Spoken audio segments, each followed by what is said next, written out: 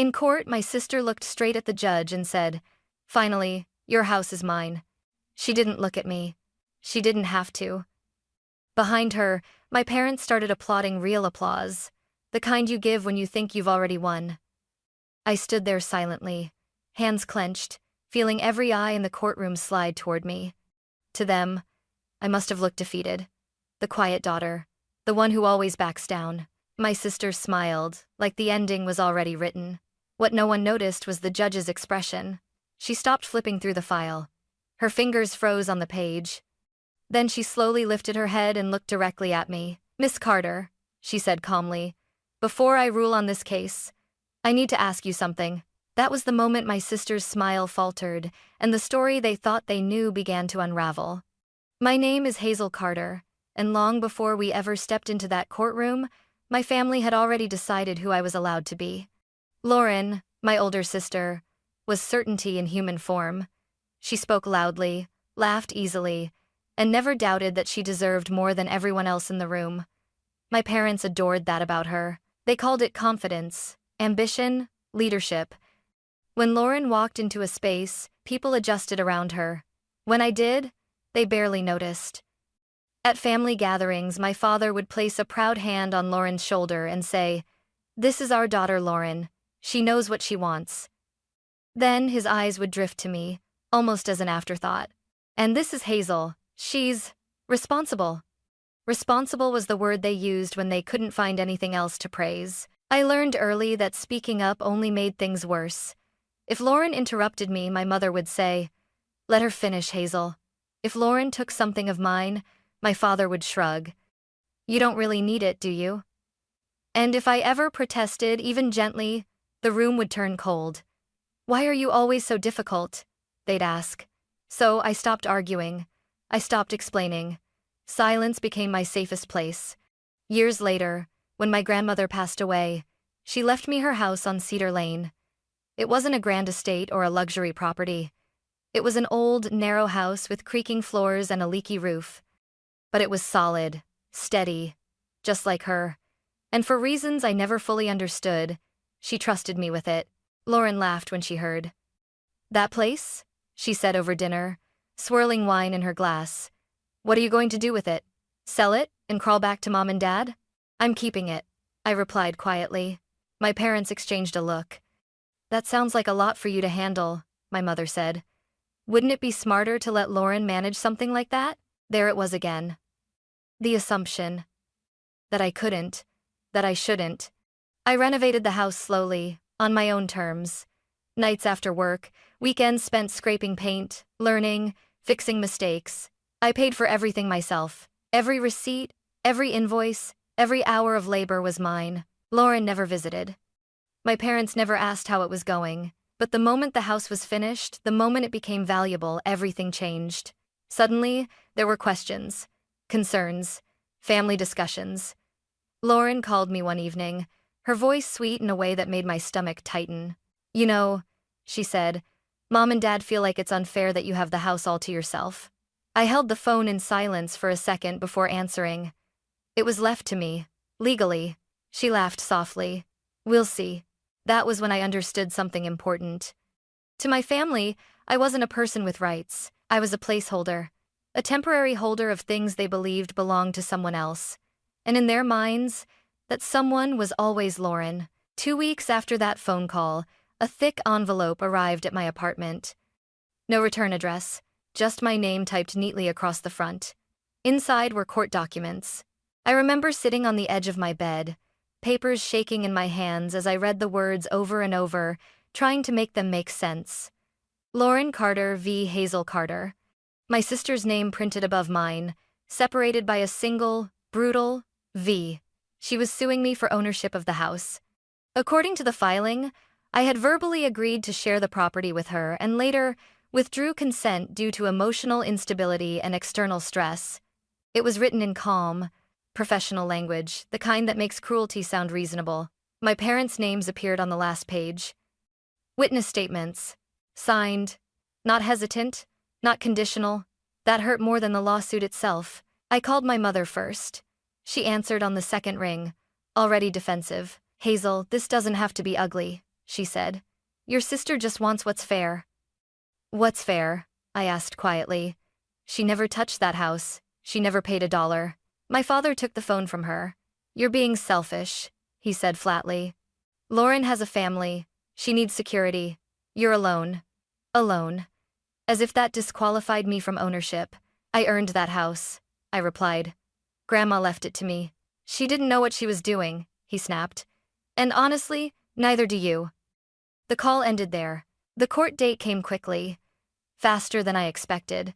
As if everyone involved was eager to get it over with. To formalize something they had already decided was inevitable. On the morning of the hearing, I walked into the courthouse alone. Lauren was already there, perfectly dressed, sitting between our parents like a queen between loyal guards. She smiled when she saw me, not a warm smile, but a sharp one. Don't worry, she whispered as I passed. This will be quick. I sat at the defendant's table by myself. No family behind me. No hands on my shoulders.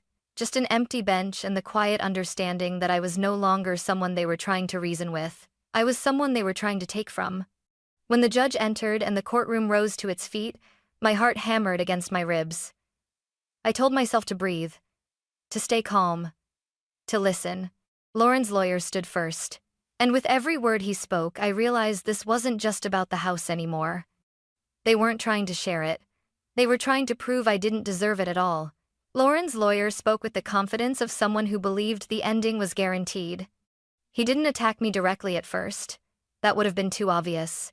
Instead, he built a version of me piece by piece, calm words, concerned tone, sympathetic pauses. Miss Hazel Carter, he began, has faced significant emotional stress over the past few years. I stared straight ahead. He talked about my long work hours, about how I renovated the house alone, about how I chose not to involve my family in major decisions. He framed isolation as instability. At times, he continued, Miss Carter has expressed feeling overwhelmed, confused, uncertain about the future. Lauren nodded slowly, as if every word confirmed something tragic she had always known. My parents watched silently. Then came the sentence that made my stomach tighten. It is our position that during this period, Miss Carter verbally agreed to share ownership of the Cedar Lane property with her sister, Lauren Carter, a promise she later retracted. A promise. That word echoed in my head. Promises are supposed to be mutual. Witnessed. Remembered. I had never made one. But the lawyer didn't need proof yet. He just needed doubt. He turned toward the judge. This is not a case of greed, Your Honor. It is a case of concern. Concern that Miss Carter, due to emotional strain, is no longer capable of managing such an asset alone. Capable. I could feel the weight of that word settle over the courtroom. A woman sitting quietly, accused of being incapable, while everyone waited to see if she would crack. Lauren finally spoke. She stood and faced the judge, her voice soft but steady. I love my sister, she said. That's why I'm here. She's always been fragile. I just want to protect her from making a mistake. Protect her. I almost laughed. Instead, I stayed silent. Lauren glanced at me, her eyes sharp. Hazel gets overwhelmed easily. She panics. She second-guesses herself. She even told me once she didn't know if she could handle the house. That part was true. I had said that late one night, exhausted, standing in the kitchen of a half-renovated house with paint on my hands and dust in my hair. But what I had meant was handle everything alone. What Lauren heard was opportunity. The lawyer leaned in. And that's when you offered to help? Lauren nodded. I offered to share the responsibility, to take some of the pressure off her. My mother shifted in her seat. She's always been the sensitive one, she added suddenly. Hazel takes things very personally. The judge looked up. Mrs. Carter, she said calmly, you'll have a chance to speak later. My mother fell silent. The courtroom felt smaller, warmer, like the air itself was pressing in. Every instinct in me screamed to defend myself, to explain, to correct every twisted sentence, but I didn't, because I understood something then. They weren't speaking to me, they were speaking about me, and the story they were telling wasn't meant for my ears. It was meant for the judge. Lauren sat back down, her role played perfectly. Concerned sister, responsible daughter, protector. She leaned toward me and whispered, so softly no one else could hear. See? You should have just let me handle it. I met her gaze for the first time since the hearing began, and in that moment, I realized this wasn't about whether I would lose the house. It was about whether I would let them decide who I was. So I stayed silent. Not because I had nothing to say, but because I was waiting for the right moment to speak. The courtroom fell into a brief, uneasy silence, the kind that makes people shift in their seats, the kind that feels heavier than shouting. The judge lowered her gaze to the documents in front of her. She flipped through them slowly, one page at a time, as if she were no longer listening to the story being told out loud, but to something underneath it. Lauren's lawyer straightened, confident. My parents sat still, hands folded, expressions fixed. I kept my eyes forward, then the judge stopped turning pages. Her finger rested on a single paragraph. Her brow furrowed. She looked up not at Lauren, not at her lawyer, not at my parents, at me. "Miss Carter," she said evenly, "you've been very quiet." Every head in the room turned. Lauren smiled faintly, as if this were the moment she had been waiting for, the moment I would stumble, ramble, prove everything they had just said about me. The judge continued. "Before I consider the plaintiff's claims, I need clarity." She held up one document. "This alleged agreement to share ownership, when exactly was it made?" Lauren's lawyer answered quickly. "Approximately 1 year ago, Your Honor, during a private conversation between the sisters." The judge nodded, then turned back to me. "Miss Carter," she asked, "do you remember such a conversation?" I took a breath. "Yes," I said. Lauren's smile widened. The judge tilted her head slightly. "And do you remember agreeing to transfer ownership of your property?" "No," I replied. The word landed cleanly. Firm. No hesitation. Lauren's smile faltered just for a second. The judge didn't react immediately. She simply made a note. "You mentioned feeling overwhelmed at that time," the judge continued. "Can you explain what you meant by that?" I chose my words carefully. "I was overwhelmed by the renovation," I said. "By working full-time while restoring an old house alone. I was tired, not confused." Lauren shifted beside our parents. The judge looked back at the document. "And yet, this agreement states you were fully informed and acting with clarity." She tapped the page lightly.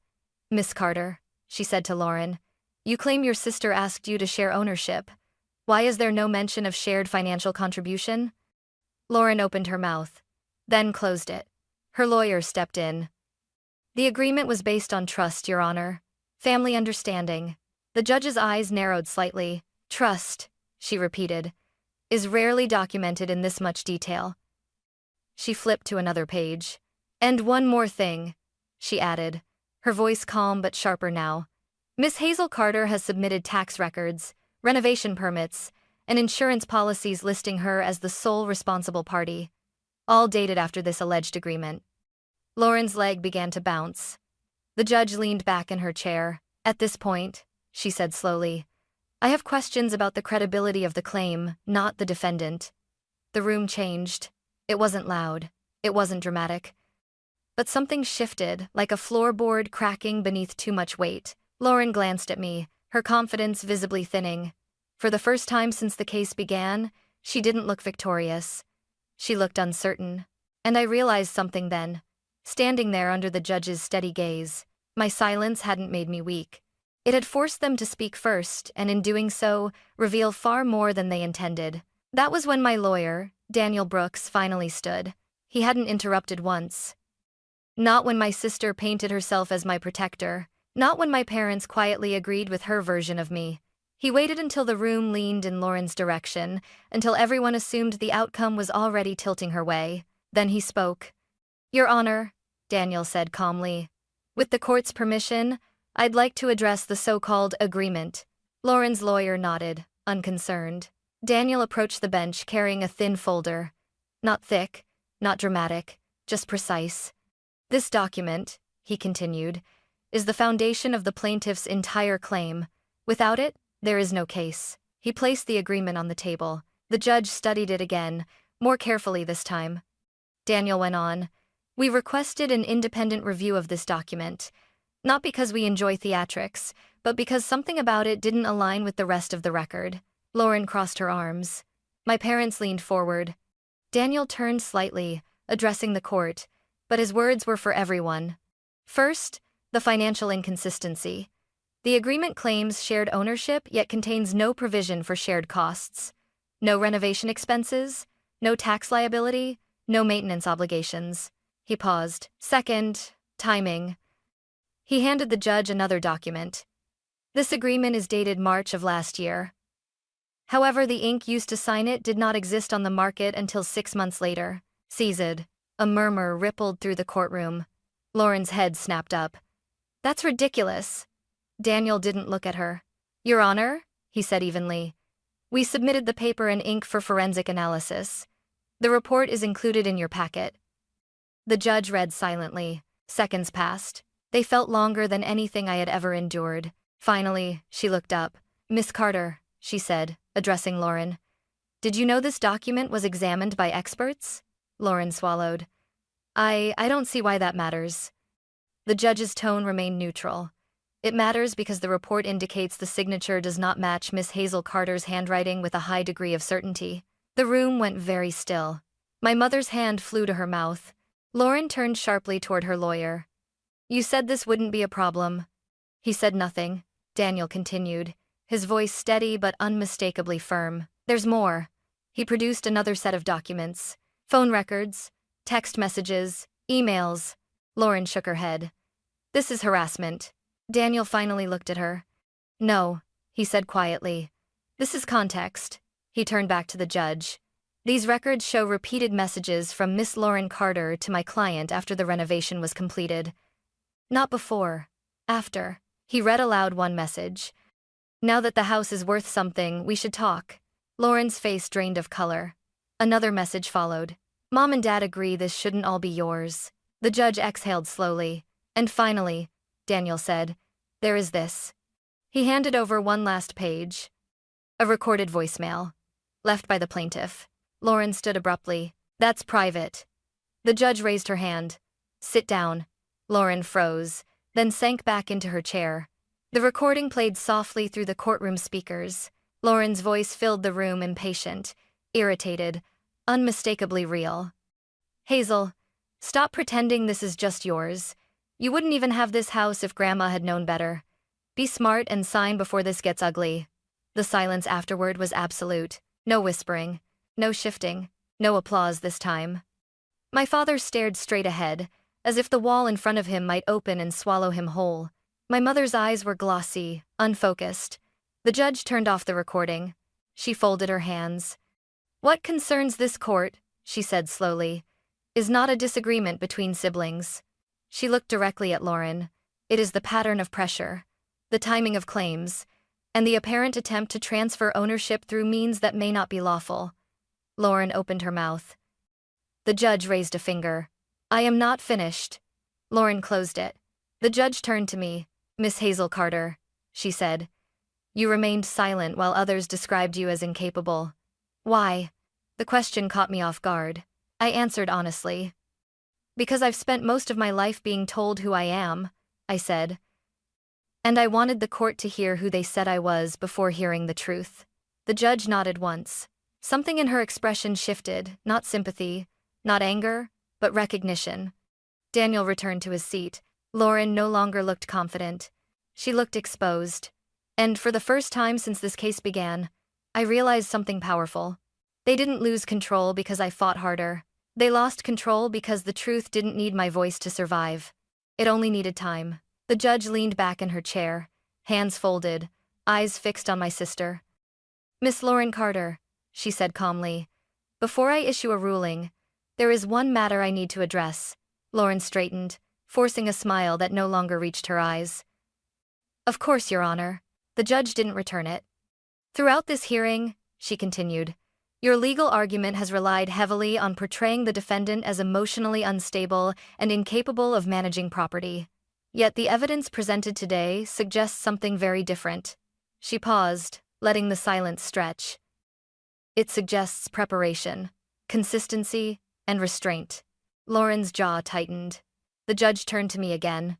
Miss Hazel Carter, she said, I'm going to ask you one final question, and I want you to answer it in your own words. I stood. My legs felt steady beneath me, not because I wasn't afraid, but because fear no longer mattered.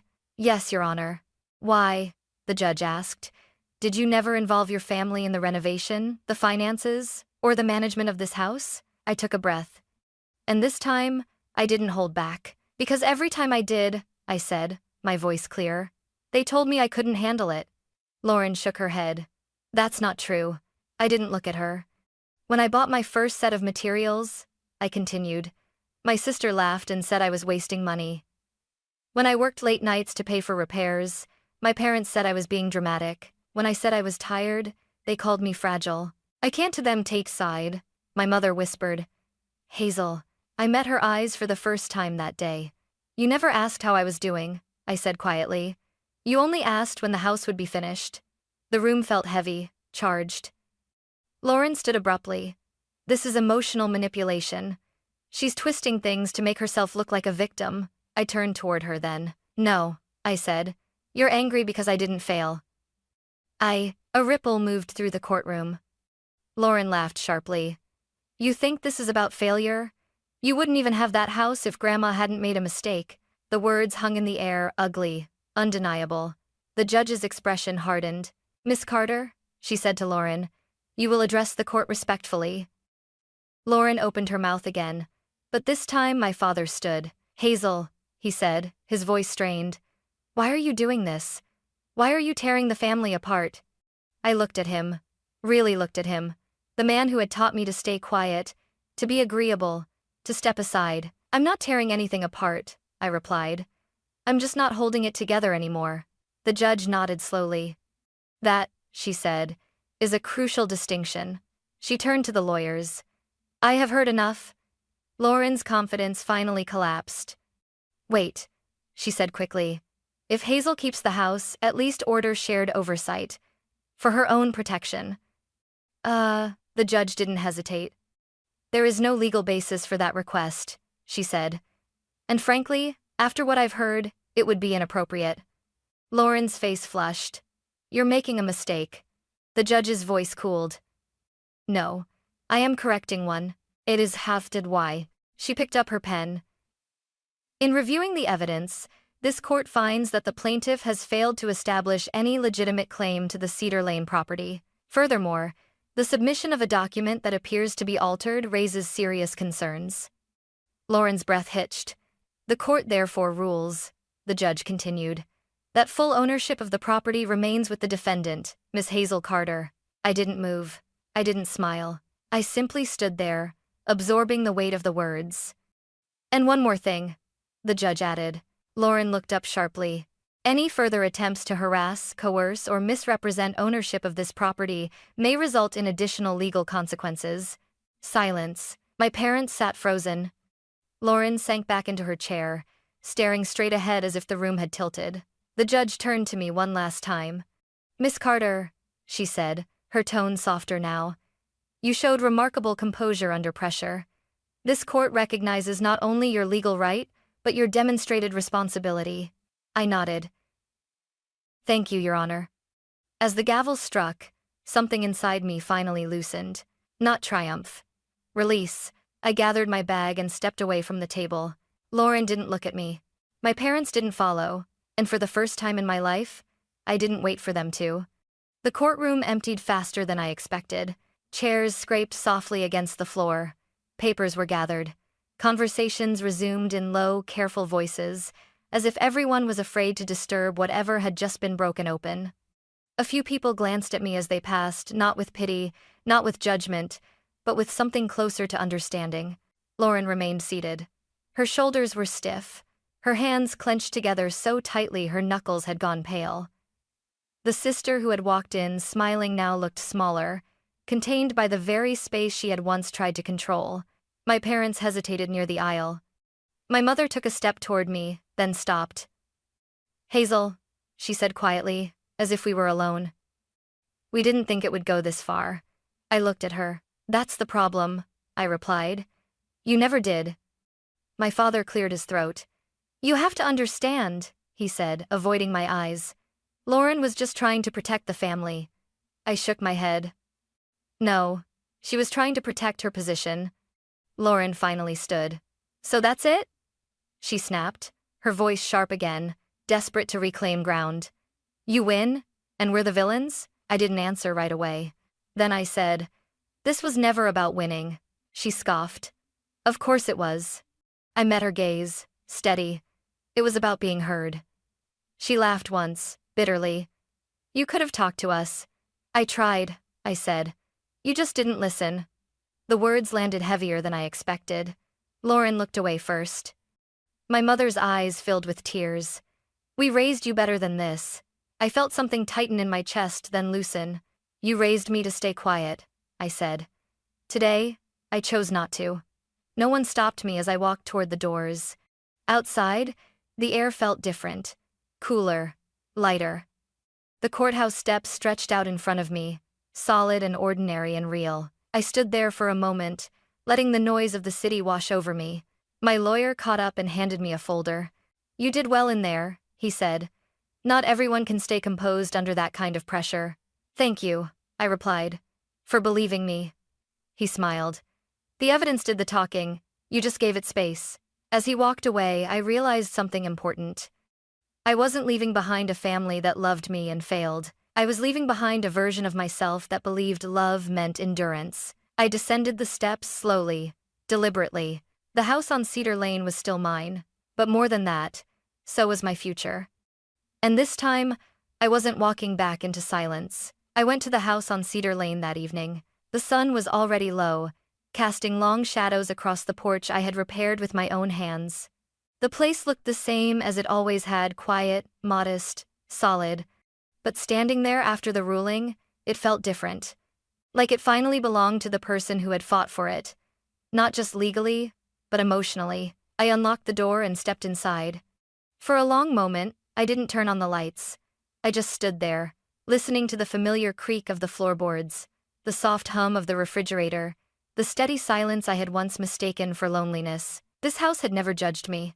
It had never told me I was too much or not enough. It had simply stood, waiting for me to claim it fully. My phone buzzed in my pocket. A message from my mother. "We need to talk." I stared at the screen, then placed the phone face down on the counter. Not tonight. Some conversations require distance before they can be honest, and some don't need to happen at all. I sat at the kitchen table and let the day replay in my mind. Lauren's certainty cracking, my parents' quiet shock, the judge's steady voice cutting through years of doubt with a single ruling. For so long, I had imagined justice as something loud, confrontational, final. But what I felt now wasn't triumph. It was clarity. I understood something I hadn't before. Standing up for myself didn't make me cruel. It didn't make me ungrateful. It didn't make me a bad daughter or a worse sister. It made me an adult. For years, I had believed that keeping the peace was my responsibility. That if I just stayed quiet, stayed small, stayed agreeable, things would eventually work themselves out. They never do. Peace that requires your silence isn't peace. It's erasure. The court gave me legal protection. That mattered. It set boundaries that could be enforced, consequences that couldn't be ignored. But the real protection came from something quieter the moment I stopped accepting a version of myself that was written by people who benefited from my doubt. I walked through the house, room by room, touching the walls I had painted, the fixtures I had installed, the small details no one else ever noticed.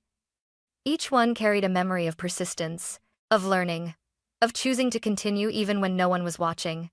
When I reached the bedroom, I opened the window and let the evening air in. I thought about the future, not in dramatic terms, not as a victory speech, but as something steady and open. I could rent the house, or keep living in it, or someday sell it and start something new. For the first time, those choices felt like mine. My sister may never admit what she tried to do. My parents may never fully understand why they lost me before they lost the case. But that's no longer something I need to solve. I turned off the lights and headed upstairs, carrying with me something far more valuable than a house: my voice, my boundaries, and the certainty that I don't have to be silent to belong anywhere, especially in my own life. That's where my story truly begins.